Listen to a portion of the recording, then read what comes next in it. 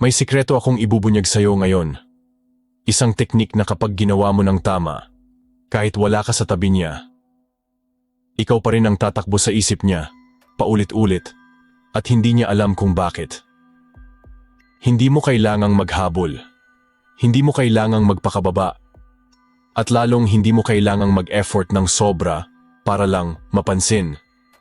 Sa totoo lang, kapag nagawa mo to ng tama, siya mismo ang mag-iisip, maghahanap, at maghahabol sa'yo. Kahit pa ikaw pa ang lumayo. Pero tandaan mo to, isang maling galaw lang, mawawala agad ang epekto. At kapag nawala yon, mahirap nang ibalik. Kaya kung seryoso ka na gusto mong matutunan ang mental switch na kayang magpaikot sa isip ng kahit sinong babae, manatili ka dito hanggang dulo. Kung ngayon mo lang ako nakilala, aral mula sa Stoicism, ang architect ng diskarte at kontrol. At sa channel na to, hindi tayo naglalaro ng hula-hula. Ang gamit natin ay mga hacks, tested sa totoong buhay. Mga diskarteng hindi lang basta pambola, kundi pang matagalang epekto sa isip at emosyon. Dahil sa larong to, hindi lang puso ang target mo. Utak niya mismo, ang hahawakan mo sa kamay mo. At kapag nagawa mo yon, kahit saan siya mapunta, kahit sino pa ang makilala niya, ikaw pa rin ang magiging main character sa kwento niya. At bago tayo magsimula kaibigan, pwede ko bang malaman kung taga saan ka para malaman ko kung saan umabot? Ang video na ito, ngayon. Ready ka na bang malaman kung paano? Tara, simulan natin. Alam mo ba, may isang teknik na kapag ginawa mo, parang sinilyuhan mo ang sarili mo sa utak ng isang babae at hindi ka na niya makakalimutan. Kahit lumipas pa ang araw, linggo, o buwan, bigla ka na lang papasok sa isip niya at hindi niya alam kung bakit. Ang tawag dito, emotional imprinting. Simple lang pakinggan pero malupit ang tama. Ang utak ng tao, natural na kinokonekta ang emosyon sa isang bagay, amoy, o lugar. Kapag na-activate mo ang malalim na emosyon niya sa isang particular na moment, ikaw ang magiging emotional bookmark sa alaala na yon.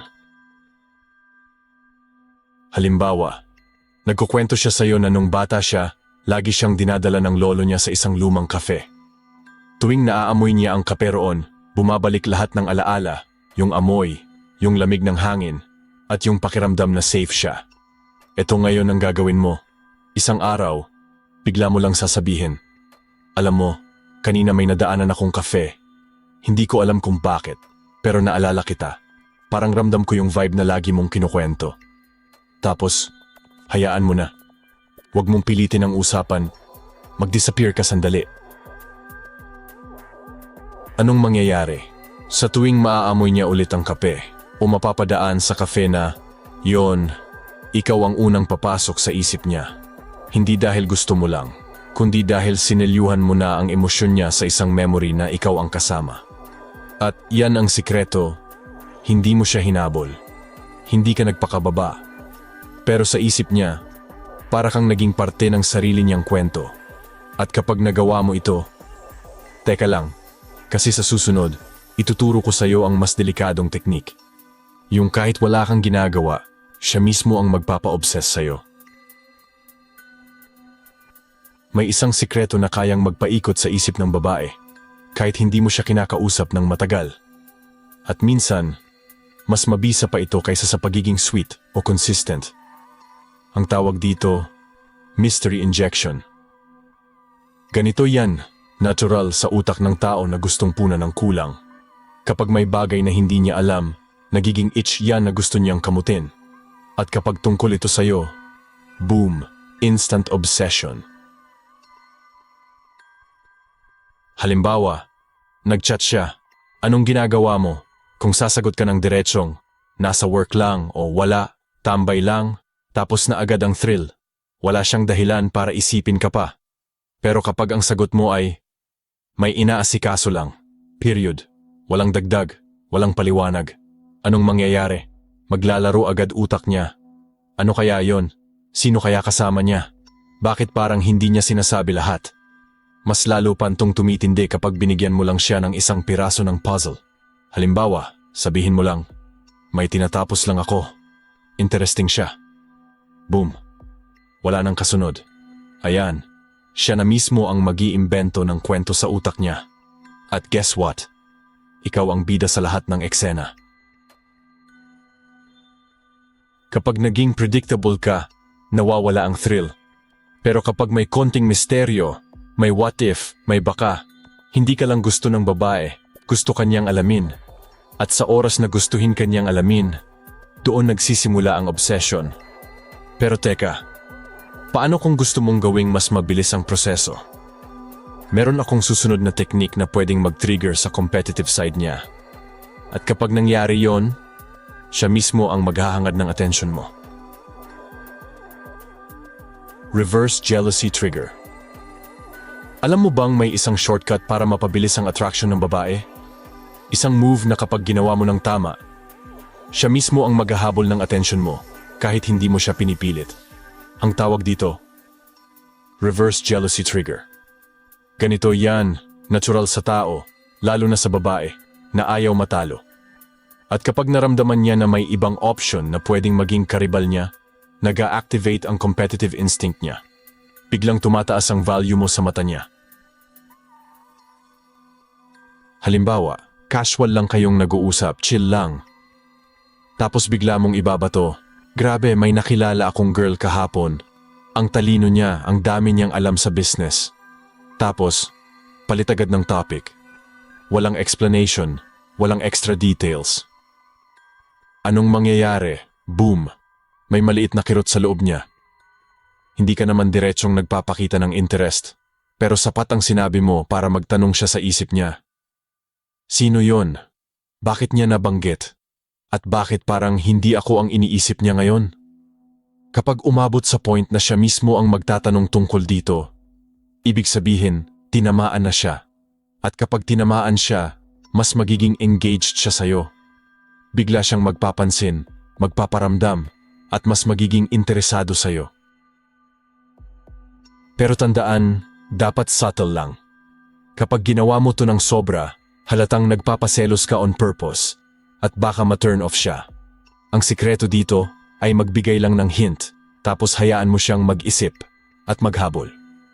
At kung akala mo yan na ang pinakamatindi, teka lang. Kasi sa susunod, ituturo ko sa iyo kung paano gamitin ang katahimikan mismo para hindi kanya matanggal sa isip niya. Kahit anong gawin niya. Silent treatment magnet.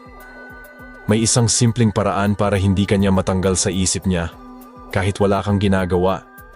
Isang diskarte na hindi nangangailangan ng matatamis na salita, kundi katahimikan. Ang tawag dito, silent treatment magnet. Ganito yan. Ang utak ng tao, lalo na ng babae, ay gustong-gusto ng closure. Kapag may nangyaring hindi malinaw, nagiging parang bukas na kwento sa isip niya na gusto niyang tapusin. At habang hinahanap niya yung ending, guess what? Ikaw ang iniisip niya. Halimbawa, parang may biglang nagbago sa energy niya. Bigla siyang naging cold. Nag-reply siya ng dry. O parang may iniisip siya na hindi niya sinasabi. Normal reaction ng karamihan? Magtatanong agad. Uy, may problema ba? May nagawa ba akong mali? O magsusorry agad. Pero ang gagawin mo, tahimik ka lang. Huwag mong i-clear agad ang tension. Huwag mong pilitin magpaliwanag. Anong mangyayari? Mag-o-overnight yung tanong sa utak niya. Bakit parang hindi siya tulad ng dati? May ginawa ba akong mali? May iba ba siyang iniisip? At habang mas iniisip niya, yon, mas lalo kang pumapasok sa isip niya. Dahil ang hindi niya alam, mas malakas ang impact ng controlled silence kaysa sa paulit-ulit na paliwanag. Pero tandaan, controlled silence lang. Hindi ito cold treatment na parang wala ka nang pakialam. Ang goal mo ay mag-trigger ng curiosity at overthinking, hindi para saktan siya or i-push siya palayo. At kapag siya na mismo ang lumapit para alamin kung anong nangyayari, ikaw na ngayon ang may control sa sitwasyon. At kung gusto mong dalhin to sa mas mataas na level, may isang trick na kapag ginawa mo, kahit mawala ka sandali, siya mismo ang maghahabol para maibalik ka. At yun ang susunod nating pag-uusapan. Value Drop Technique. May napansin ka na bang ganito? Kapag lagi mong nakukuha ang isang bagay, parang nasasanay ka, at unti-unti, nababawasan ang excitement. Pero kapag unti-unti itong nawala, bigla mo itong hinahanap. Ito ang sikretong ginagamit ng mga high-value men para mas lalo silang hanapin ng babae. Value Drop Technique. Ganito yan. Kapag isang bagay ay lagi lang nandyan, nawawala ang thrill. Pero kapag unti-unti itong nawawala, nag-a-activate ang natural instinct ng tao na habulin ito para maibalik. At sa dynamics ninyo ng isang babae, ito ay sobrang lakas. Halimbawa, sa simula, attentive ka. Lagi kang nagre-reply agad. Laging tinatanong kung kumain na siya. Pinaparamdam mo sa kanya na priority siya. Ang saya niya, kasi ramdam niya na may isang lalaking nakafocus sa kanya. Pero pagkatapos ng ilang linggo, unti-unti mong binabawasan. Hindi ka agad nagre-reply. Minsan late ka mag-update. Hindi ka na laging available sa bawat oras. Anong mangyayari? Mapapaisip siya. Bakit parang nag-iba siya? May ginawa ba akong mali? May iba na ba siyang kausap? At habang mas iniisip niya yon, mas gugustuhin niyang maibalik yung dati mong atensyon. Kasi sa isip niya, may nawawala na mahalaga. At instinct natin bilang tao na habulin yung bagay na unti-unting nawawala. Pero tandaan, dapat genuine ito. Hindi para lang manipulahin siya, kundi dahil may sarili ka ring buhay, priorities, at growth na ginagawa. Ang pagiging high-value man ay hindi pagiging laging available, kundi pagiging isang lalaking may sarili ring mundo. At kung gusto mong mas maging unpredictable at mas lalo siyang mahumaling sa'yo, may isang laro ng atensyon na sobrang epektibo, at yun ang ituturo ko sa susunod. Push-pull technique. Kung gusto mong hindi ka maboard ng isang babae at mas lalo siyang ma-excite sa'yo, kailangan mong matutunang laruin ang push-pull technique. Isipin mo ito na parang sayaw, isang hakbang palapit, isang hakbang palayo. At sa larong ito, hindi siya makakawala sa rhythm mo. Ganito yan. Kapag binigyan mo siya ng solid attention ngayon, mararamdaman niyang espesyal siya. Pero kinabukasan, maglalay low ka. Hindi mo siya totally iiwasan, pero hindi ka rin magbibigay ng parehong level ng energy. Halimbawa, ngayong araw, sweet ka. Kwentuhan kayo ng malalim, eye contact, at ramdam niya yung presence mo. Pero kinabukasan, mas busy ka. Maiksi lang replies mo, at mas nakafocus ka sa ibang bagay. Resulta, mapapaisip siya, kahapon ang init niya. Ngayon parang malamig. Bakit? Kapag may kulang, mas gusto nating punan. Ganito gumagana ang utak ng tao. At lalo na sa attraction. Ang push ay nagbibigay ng spark. At ang pull ay naglalagay ng mystery. Ang kombinasyon nito ang nagbubuo ng tension na ayaw niyang mawala. Ang tunay na high-value man, hindi laging available. May sarili siyang buhay, goals, at priorities. Kaya sa tuwing lalapit ka, bonus yun para sa kanya. Hindi obligasyon mo. Pero may isang mas advanced na paraan para gawing roller coaster ang emotions niya nang hindi mo kailangang magsalita ng kahit isang salita. At yun ang ituturo ko sa susunod. Intellectual submission. Alam mo bang may paraan para ang babae mismo ang kusang mag-seek ng guidance at validation sa'yo nang hindi mo hinihingi? Ito ang tinatawag kong intellectual submission. At kapag nakuha mo to, hindi lang puso niya ang hawak mo, pati respeto niya. Ganito gumagana to. Sa halip na mag-flex ng kayamanan o looks, ipinapakita mo yung talino at depth mo sa mga bagay na hindi niya gamay. Hindi mo siya tinuturuan para ipahiya, kundi para tulungan siyang makita ang mas malawak na perspective. Halimbawa, nag-uusap kayo tungkol sa isang desisyon na kailangan niyang gawin. Hindi ka agad magbibigay ng direct na utos, pero maglalatag ka ng insight.